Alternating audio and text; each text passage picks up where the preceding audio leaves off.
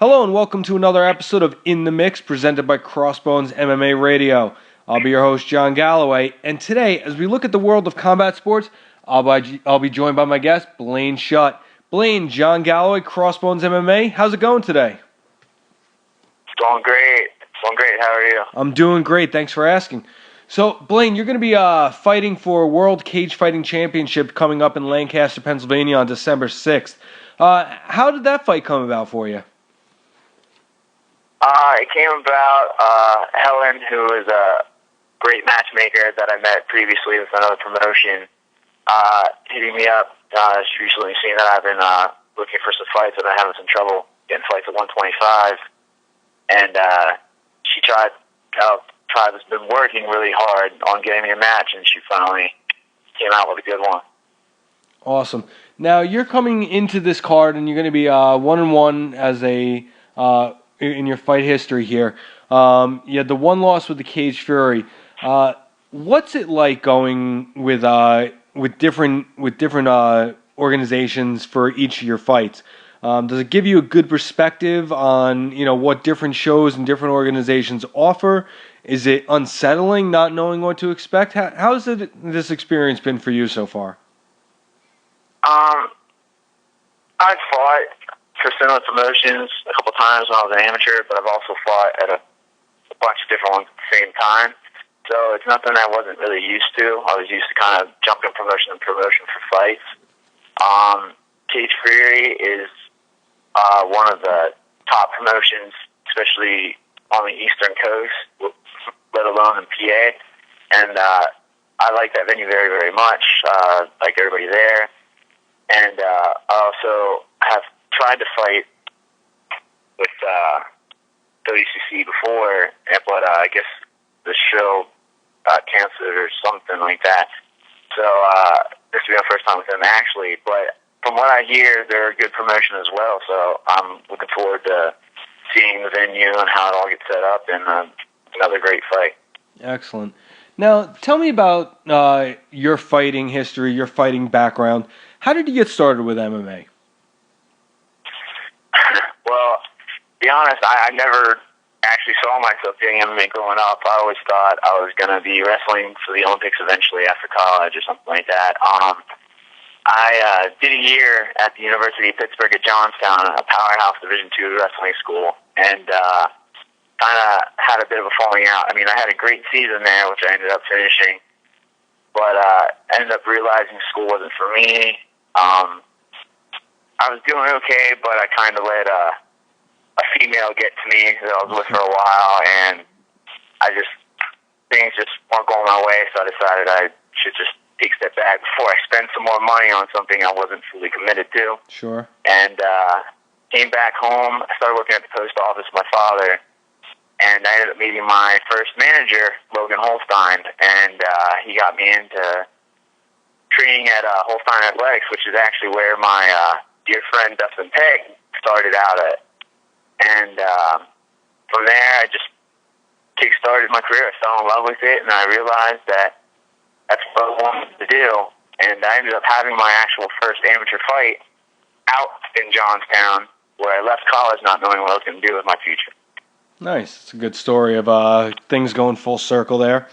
So, with that wrestling background, when you get into the cage, is that your go-to, your go-to thing, or are you looking to, feel out and see where the fight goes?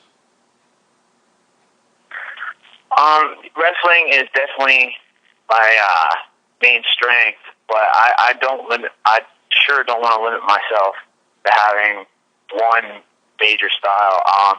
Even in wrestling, I never had one basic style. I always adapted to my opponent. Okay. And I like to think similarly when I'm fighting. I mean, the majority of the time, it somewhat does go to the ground.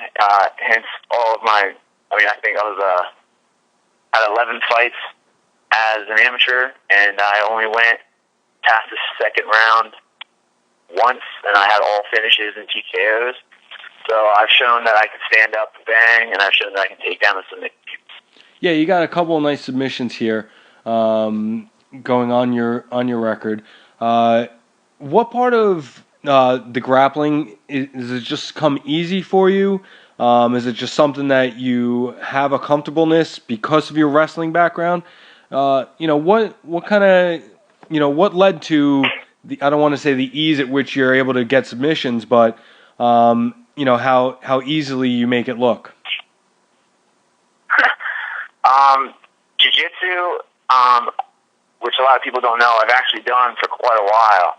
I'm not belted in gi or anything like that, but growing up wrestling, I have done just like individual things, like jiu-jitsu wise, just for the sake of doing it during like growing up wrestling, just to have like another discipline just to be drilling with to help cut weight or just for fun. I got into jits when I was younger and just kind of kept with it, but something that my wrestling kind of interpreted with, it just kind of meshed. I mean, I never had a bad transition from wrestling to jits. It always came really easy to me. I mean, I'm a huge technician freak when it came to my wrestling. Right. And then once I really committed to my jiu-jitsu, it just meshed because I'm not afraid. I mean, I'd rather sit there and hash something out 1,000 times in a row, get it down perfectly.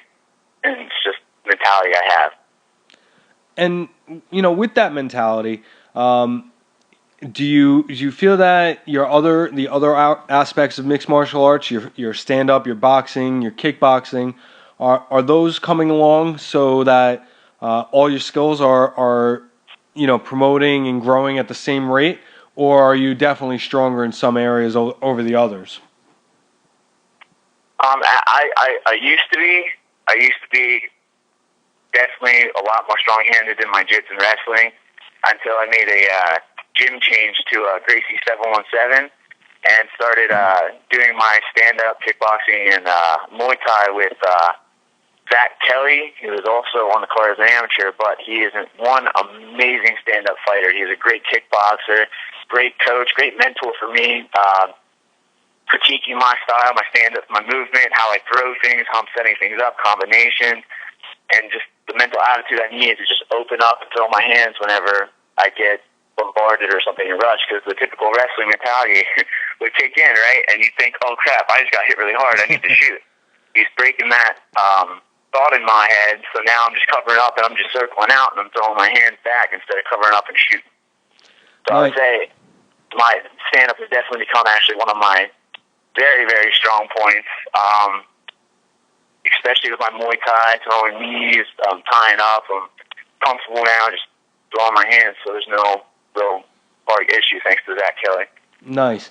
Now, Zach is also going to be fighting with you on this December 6th card down in Lancaster that night, and you're training at a Gracie 717, home of the newly minted World Cagefighting Championship champion, John Brennan. How does that help you, preparing for these fights? I know you just said a couple of words with about Zach and what he's doing for you, but what's it like drilling with somebody who was gunning for a belt in the organization you fight for and accomplished it? How does that help you with your in terms of your confidence going into this fight? Oh, it's awesome. We have such a great team, including John. He's probably one of the coolest guys I know at the gym. Completely got a head on top of him, no confidence whatsoever. He's all just completely confident in everything he does. Very humble. He's a really cool dude, and I loved working with him through his camp for this title fight. I mean, he did what he had to do. He put in the time. He worked extremely hard, and it was awesome as another fighter, especially being professional, seeing the time and the heart and blood and sweat and tears and everything they put in, just like me, putting in the exact same time that I'm putting in, and came out on top with that title belt. I mean, I like to think that at some point in time, possibly, I can get myself a fancy title belt like he's got himself. I know he'll be coming in that gym showing that around. Yeah, I'm pretty sure he will be.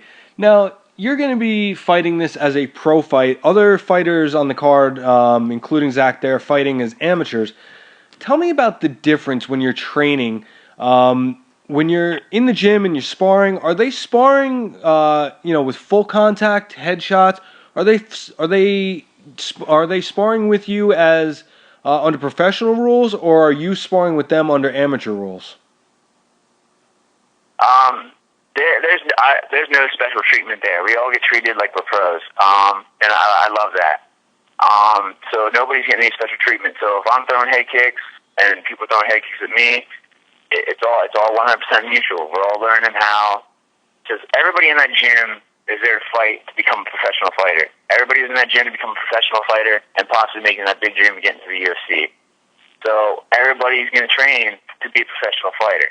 We're not going to train these amateur rules or whatever. I mean, yeah, we're going to learn them because that's what you need to do. But if you can train for a 5-minute fight, you can sure last a 2 to 3 minutes down the fight. Right. Now, coming out of this fight, or I should say coming into this fight, it's going to be in Lancaster on December 6th. If people can't get out there, but they want to keep up with how your fight went, anything else you got going on down the road, any appearances, any future fights, how can they do that? Where can they find you on social media? I have a Facebook fan page, at Blaine Shutt. Simple, just my name. I also have an Instagram. I have a Twitter.